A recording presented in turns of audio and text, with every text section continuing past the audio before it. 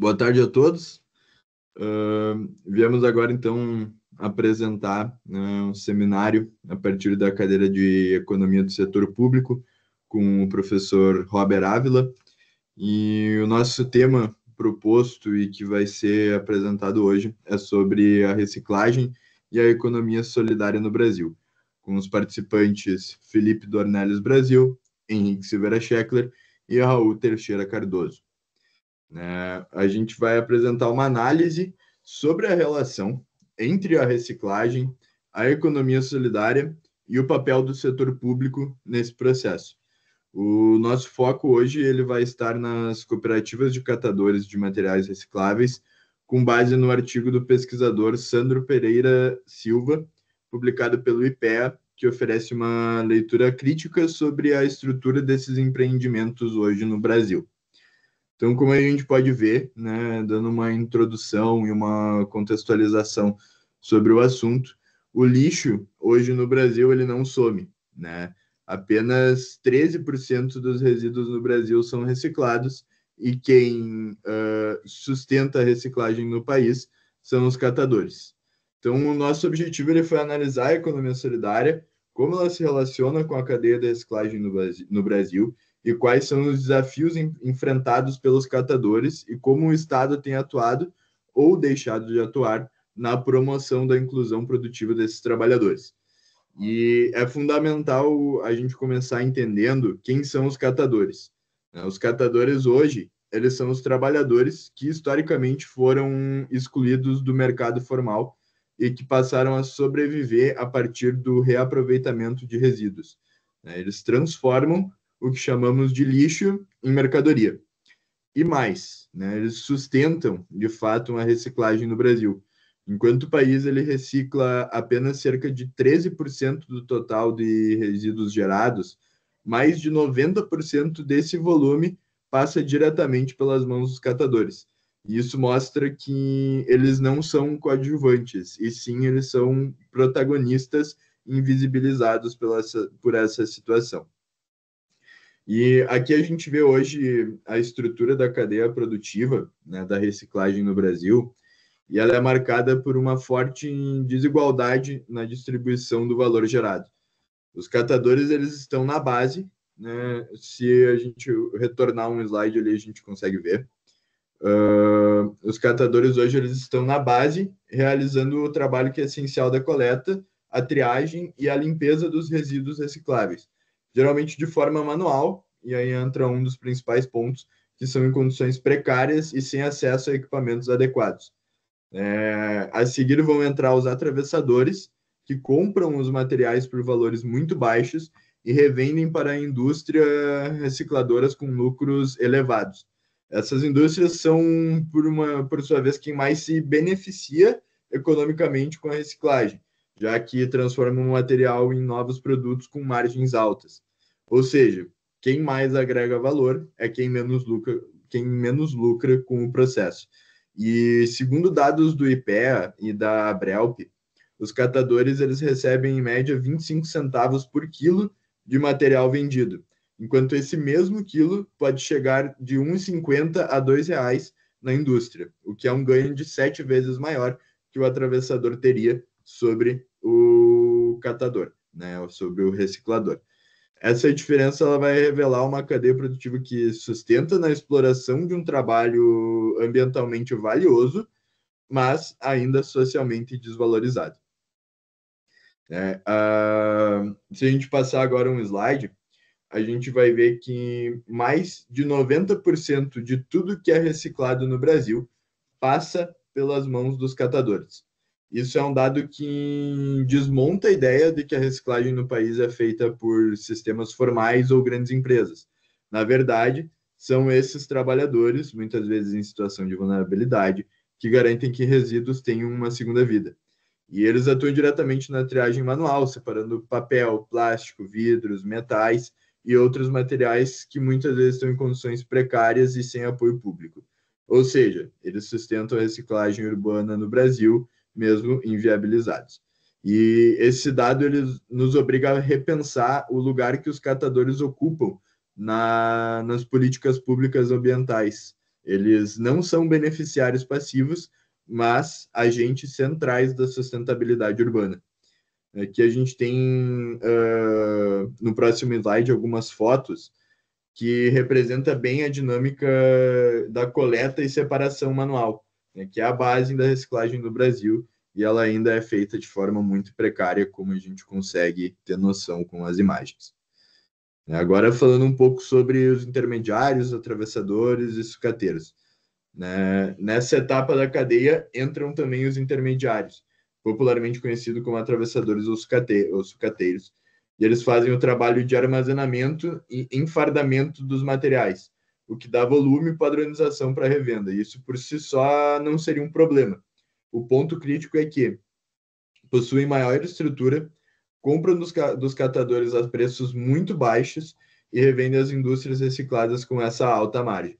Então, essa intermediação ela concentra um valor gerado no processo e impede que os catadores que fizeram o trabalho, né, vindo da base de coleta e separação, sejam devidamente remunerados.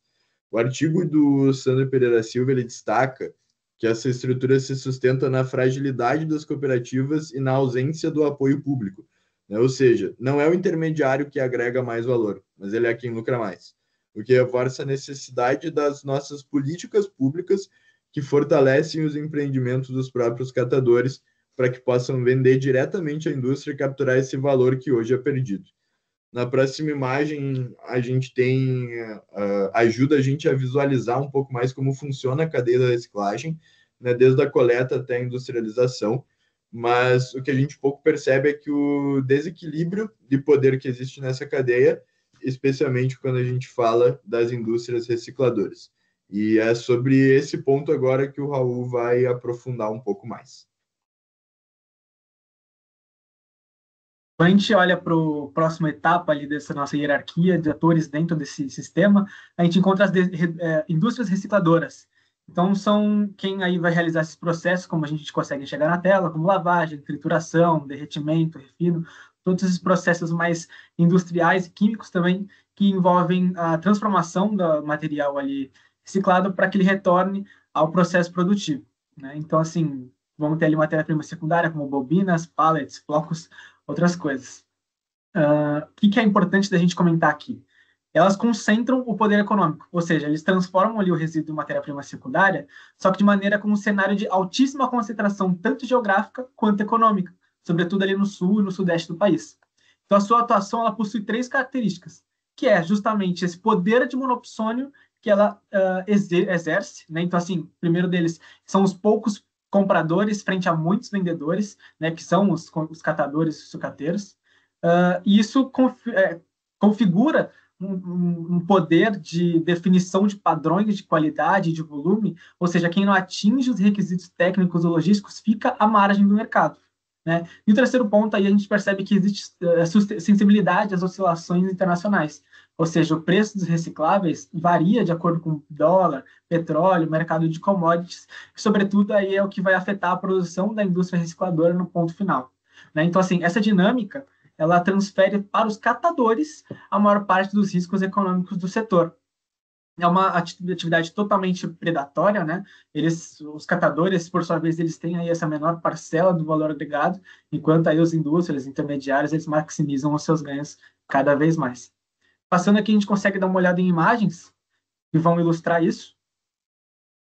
A gente percebe como existe uma disparidade tecnológica muito grande, enquanto os catadores operam 100% com as mãos, enfim, sobre como a gente conseguiu observar situações bem precárias de trabalho, a gente percebe como a organização do setor da indústria ele é bem organizado, não é? E quais que são os problemas e desigualdades dessa cadeia? Na ponta, a gente percebe que existe uma falta de acesso à infraestrutura mínima por parte dos captadores. Então, assim, faltam acesso a galpões, a prensas, a veículos, esses que trabalham na parte mais essencial da reciclagem e na parte mais precarizada, como a gente vem batendo nessa tecla desde o início. Né? Sem proteção social, sem apoio e sujeitos, com certeza, à exploração. Ou seja, existe uma ausência de proteção social e trabalhista, fundamentalmente.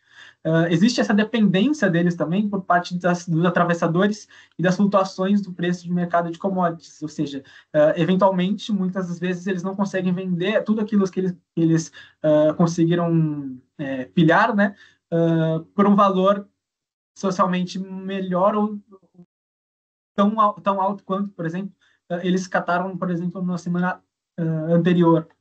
Então, assim, um dado importante que eu acho que vou até trazer aqui, que a partir do mundo co-op, em 2024, os catadores eles desempenham um papel absurdamente essencial na cadeia de reciclagem. Sabemos que responde a 70% a 90% dos materiais que chegam às indústrias recicladoras.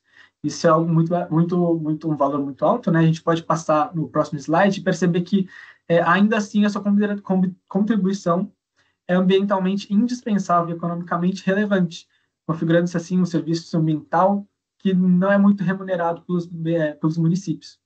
A informalidade é algo que assola muito esse setor, a forte dependência, comentamos já, e a renda dos catadores também é volátil, estamos comentando. Quando a gente passa a olhar para quais são as maneiras de melhorar isso, enfim, entender como é que a gente, como sociedade, poderia satisfazer, ou melhor, substituir essa situação de precariedade, a gente encontra solução na economia solidária, que surge como resposta para essas dinâmicas excludentes da economia convencional, né? Então, ela surge aí como como uma solução, enfim, da propriedade coletiva dos meios de produção, que nada mais é aí uma gestão democrática e autogestão da organização do trabalho de diferentes setores, nesse caso aqui da reciclagem, e você consegue transformar também essa organização numa que gera divisão equitativa dos resultados. E, nesse sentido, a reciclagem, quando ela é organizada, ela deixa de ser sobrevivência e vira cidadania econômica, como a gente observa ali. Um dado legal aqui no Brasil, o Cadastro Nacional da Economia Solidária, ele registra que 20.670 empreendimentos solidários envolvem aproximadamente 1,4 milhão de trabalhadores. Né? E, assim, no setor da reciclagem, a gente consegue, as cooperativas dos catadores conseguem buscar romper a lógica da exploração. De que maneira? Operam com base em, como a gente observa ali, a gestão democrática e a distribuição equitativa, a propriedade coletiva dos meios de produção. Então, por meio dessas práticas, a reciclagem ela não se transforma não apenas em uma fonte de renda, mas sim um instrumento de cidadania econômica, inclusão social e sustentabilidade ambiental. Aqui a gente consegue ver fotos, no próximo slide, de como as cooperativas elas se organizam, tá? E o Felipe agora vai trazer quais que são os benefícios desse tipo de organização. Bom, maravilha. Quando os catadores se organizam coletivamente, especialmente sob o modelo de economia solidária, os ganhos eles vão muito além do aspecto financeiro. Essa organização ela permite, por exemplo, acesso a estruturas básicas de trabalho, como galpões cobertos, equipamentos de proteção, prensas, veículos, e isso reduz drasticamente os riscos e o esforço físico dentro desse ambiente de trabalho. Bom, também ela rompe com a dependência dos atravessadores, que historicamente eles já exploram esses trabalhadores pagando preços muito baixos e muito abaixo do preço justo. Com isso, as cooperativas elas passam a ter mais poder de negociação, inclusive podendo também vender diretamente para a indústria recicladora e reter a maior parte desse valor agregado. O coletivo ele traz a segurança, a economia ela permite, ele traz mais segurança econômica, ao permitir uma renda mais estável um maior apelo social e fortalecer esses vínculos de apoio com melhores condições de higiene, por exemplo.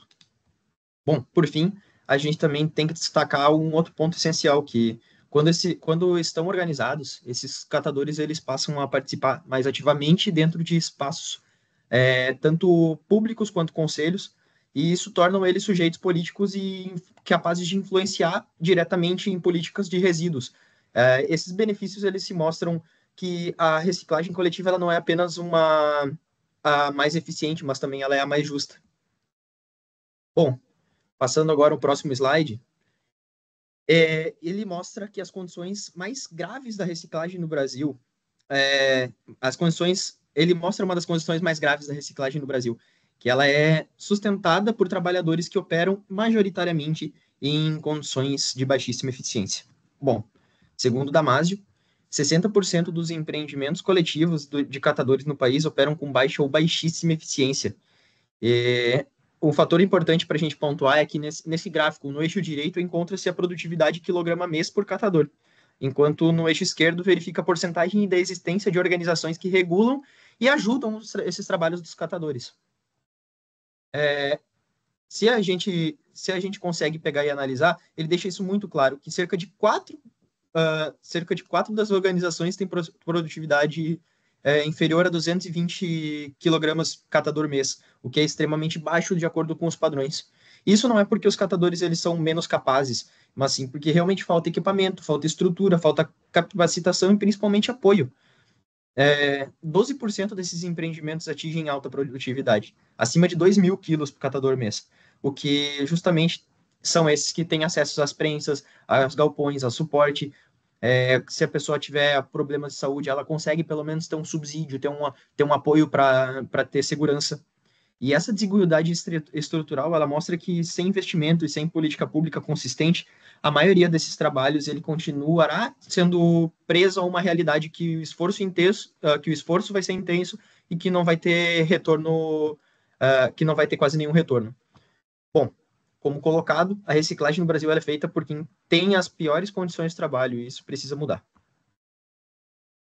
Passando nesse próximo slide, mesmo sendo um dos principais responsáveis pela reciclagem no país, os catadores eles enfrentam uma série de barreiras estruturais que travam esse avanço no setor. Esses obstáculos, bom, o primeiro deles acho que a gente pode pontuar como a falta crônica de infraestrutura, que já foi citado, mas eles não têm nem transporte adequado.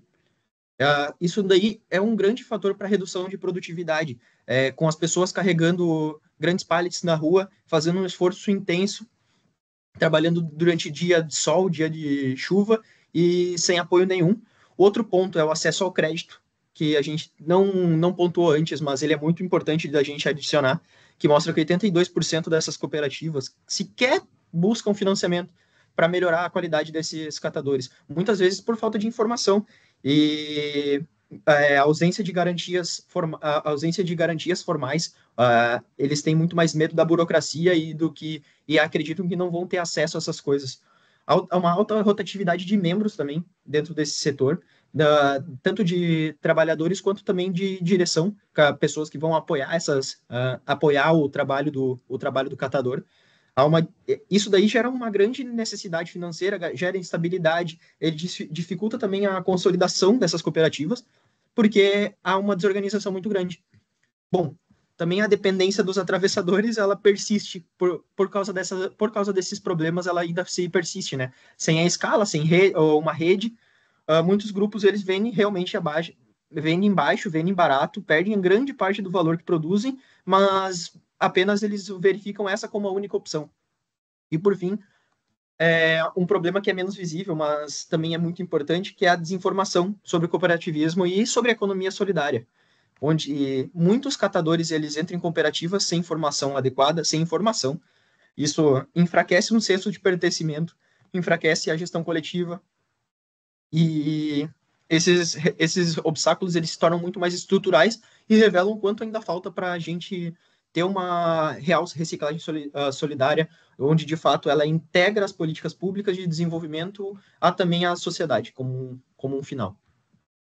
Bom, passando agora para o papel do Estado e das políticas públicas, a gente pode pegar e pontuar que, mesmo com todos esses problemas, o Estado ele é absolutamente central. A gente, em 2010, tivemos um avanço muito importante, que foi a criação da PNRS, a Política Nacional de Resíduos Sólidos. Ela trouxe diretrizes para gestão de resíduos, ela reconheceu formalmente a importância dos catadores, estabelecendo a responsabilidade compartilhada pelo ciclo de vida do produto, e também um outro ponto importante, que foi o reconhecimento oficial da profissão do catador, que abriu um caminho para a inclusão em políticas públicas de emprego, de assistência e de previdência, o que até muito pouco tempo atrás não se tinha. Mas, apesar desses avanços legais, ainda a gente vê que na prática o Estado falha em garantir as mínimas condições que essas normas para que essas normas virem realidade. Falta recurso principalmente no município, onde há o maior foco, né? E a implementação das ideias da PNRS é extremamente desigual. Enquanto algumas cidades têm uma coleta seletiva muito bem estruturada, outras sequer têm acesso a um plano de gestão. E, além disso, há uma fragmentação institucional também que é muito grave, onde muitas vezes os órgãos públicos e empresas atuam de forma desarticulada e cada um puxa para um lado. No final das contas, o catador, o trabalhador, quem realmente vai botar a mão na massa, não tem um caminho a seguir. Ele fica sem coordenação, não tem investimento para o setor, não gera nenhuma política de inclusão para essas pessoas e elas acabam se tornando cada vez mais marginalizadas. Bom, como eu já tinha comentado, mas ainda agregando um pouco mais, a gente tem nessa legislação e reconhece esse papel dos catadores. Bom, segundo o IBGE e a Munic em 2023, 32% dos municípios ainda despejam resíduos sólidos dentro dos lixões.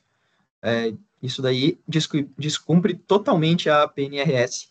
O mapa no lado mostra com mais clareza essa situação e ela é muito mais crítica na região norte, nordeste e centro-oeste, onde revela que há um abismo regional entre as relações de infraestrutura e gestão de resíduos. Bom, outro ponto que a gente tem que pegar e adicionar é o programa do Procatadores. Ele oferece a capacitação e apoio técnico, mas tem um alcance ainda muito limitado. Hoje o programa Procatadores ele voltou com esse último governo Lula e está tendo resultados, pelo que se fala, mas se fala muito no ambiente informal, a gente procurando por dados reais, dados do governo, ou algum artigo que enfatize sobre, ainda tem uma falta muito grande de informação. Mas como a gente já viu no ambiente histórico, essa reciclagem coletiva, ela traz benefícios muito claros. E mesmo com essas barreiras estruturais profundas, se a gente pegar e ter um objetivo claro e com o investimento do governo, a gente tem uma proposta muito boa para ter melhorias, isso até mesmo em curto prazo. Bom, passando um pouquinho mais para frente, a gente tem que olhar os caminhos para fortalecer essa reciclagem dos catadores. O investimento público e privado em infraestrutura é essencial, como a gente já comentou. A formação de redes centrais de cooperativas é importante para gerar mais engajamento entre a sociedade, principalmente o coletivo que trabalha, que põe a mão na massa dentro das cidades. As parcerias público-privadas, elas são muito essenciais, elas são uma das melhores oportunidades que a gente tem, principalmente para o curto prazo, onde incentiva a logística reversa justa, ela desburocratiza esse acesso a crédito e financiamento específico e ela também gera uma valorização social e simbólica dos catadores como agentes ambientais, que, no final das contas, é essencial para a gente pegar e incentivar melhores políticas públicas, tratando eles como esses agentes. Agora eu vou passar para o Raul, dar a sequência sobre a reciclagem, onde não existe os catadores, onde ela não existe sem os catadores. Acho que, de maneira geral, a gente consegue contextualizar e, depois de entender tudo que a gente trouxe aqui, dos atores desse sistema, de como o papel do Estado ele é influente e impactante, mas muitas vezes ele acaba sendo até, às vezes, negligente com relação a esse